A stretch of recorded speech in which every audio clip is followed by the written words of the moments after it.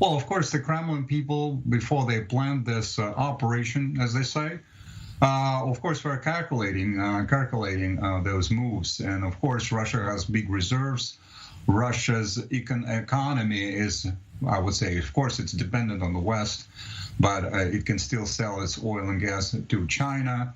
And China can also get some technology, although, for example, many industries will be hit hard. For example, like aviation industry, because many planes are on lease, and those are Boeing and Airbus planes.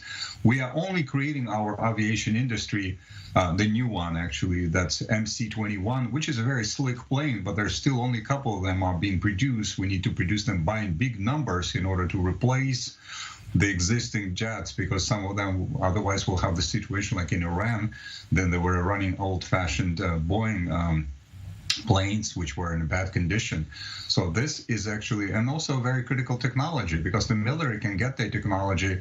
During the Soviet times, there was a COMCON rule not to give Russia's modern technology, so we use middle countries like Yugoslavia at that time to buy them. So maybe they're going to use third countries, but it will be still very difficult. So, but for ordinary people, of course, a lot of things will change. But many of them are supporting this move, and they say this is for a punishment for Ukrainian side for atrocities committed to Donbass, and they were atrocities committed on Donbass. But I think there is still, retaliation is not really something that that it's actually making things better. So the things are getting worse. What exit routes exist for Russia at this point now? How can you see this conflict coming to an end? I'm actually very positive. Like many people, I'm positive about negotiations, which yesterday held place on the border with Ukraine and Belarus. And despite they did not produce things immediately, and negotiations never produce, just remember the negotiations between India and Pakistan and the Israeli side with the Syrians. Of course, this negotiations can go and go on. I mean, maybe 4 meetings before something is achieved, right? So I think there are two lines now in the Russian political spectrum. Some people want to just finish off, maybe, like just say, put Mr. Zelensky in prison, have all this kind of a political process, denazification of Ukraine. Some have more realistic goals, let's say Donbass to be controlled by the Russian enclave with the Russian forces, and then the Ukraine to get away this provision from the constitution. It will join NATO. Crimea will still intact by the Russian side, and then the whole other Ukraine would be left in peace, not in pieces, but in peace. This is, I think, more realistic, and some people actually do have probably this opinion. Some of them more radicalized, because let's say we should be objective, right? There have been fascist paramilitary groups which committed atrocities in the Donbass, but let's say many people have also used this situation. I don't want to name names for their own reasons, right?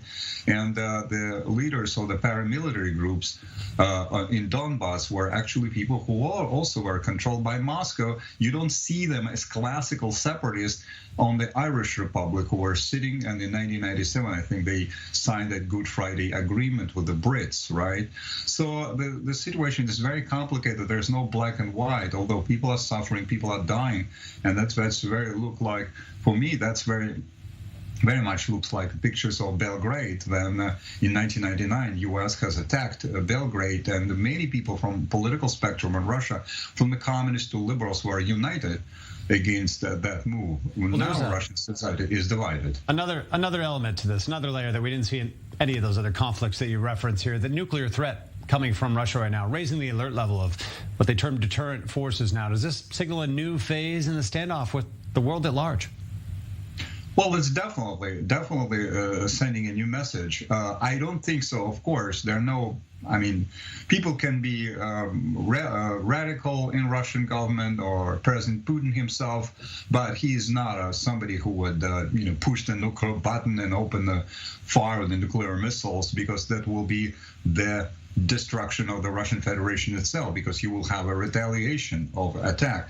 Russia can use nuclear missiles if it's attacked by the conventional forces, and if the very existence of the Russian Federation, I quote the military doctrine, is in danger.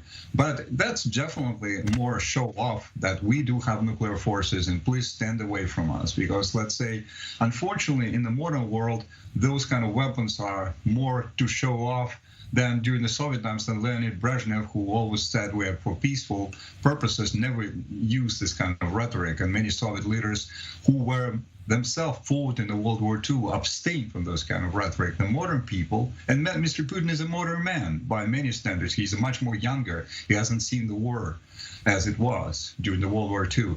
So for him, those are kind of a political weapon. On Mr. Putin, Alexander, now this is day 6 of the war. Any signs of internal trouble for him? Or at this point, after 22 years in power, is he virtually immune from domestic considerations?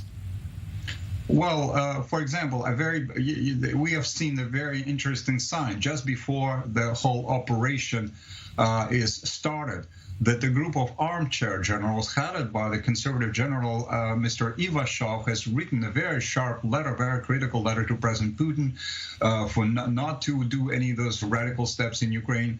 And otherwise, you have to stand out, you have to leave the post of the commander-in-chief and the president of Russia. The conservative generals, those who were not liberals, those who were against the war in Yugoslavia, have sent that warning message to President Putin. And the conservative generals, former generals, are of course connected to the modern military people, and they listen to them. Some of them are. So the military is always very divided in many ways, right? But the military will always unite behind the president, whoever it is, if it's Mr. Navalny, the leader of Russia, or Mr. Putin, or whoever it is, if the Russia is attacked directly by the foreign enemy. In this case, it's not.